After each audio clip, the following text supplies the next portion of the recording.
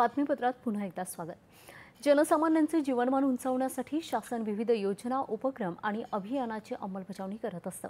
या सर्वांचे प्रभावी कार्यान्वयन करण्याची जबाबदारी ही संबंधित यंत्रणांची आहे। यंत्रणांनी योजनांच्या परिणामकारक अंमलबजावणीतून जनसामान्यांच्या जीवनात सकारात्मक परिवर्तन घडवून आणावे असे निर्देश मुख्यमंत्री देवेंद्र फडणवीस यांनी दिले आहेत। केंद्रीय योजनांच्या अंमलबजावणीत महाराष्ट्र कुठेही मागे पडणार नाही याबाबत यंत्रणांनी सतर्क राहण्याचे निर्देशही मुख्यमंत्री देवेंद्र फडणवीस यांनी दिले आहेत।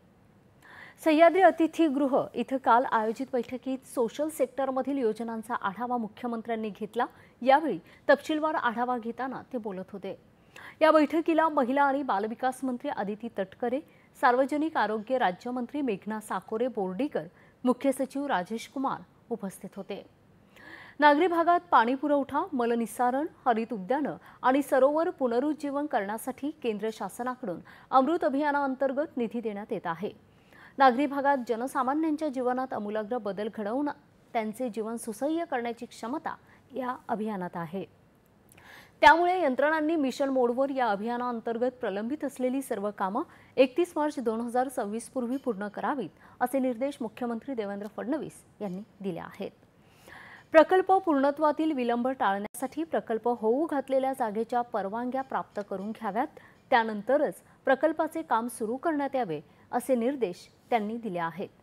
विविध विभाग यंत्रणांकडून काम सुरू करण्यासाठी संबंधित परवानगी आगाऊ स्वरूपात दिल्यास काम तातडीने सुरू होऊ शकतं।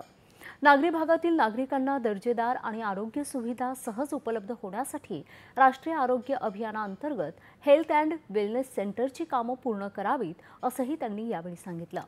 प्रधानमंत्री मातृवंदना योजना ही महिला आणि बालकल्याण विभागाकडे अंमलबजावणीसाठी हस्तांतरित करण्यात आली आहे। विभागानं मागील प्रलंबित असलेल्या लाभार्थ्यांचा आढावा घेऊन त्यांना लाभ देण्याची कार्यवाही पूर्ण करावी असंही मुख्यमंत्र्यांनी सांगितलं आहे।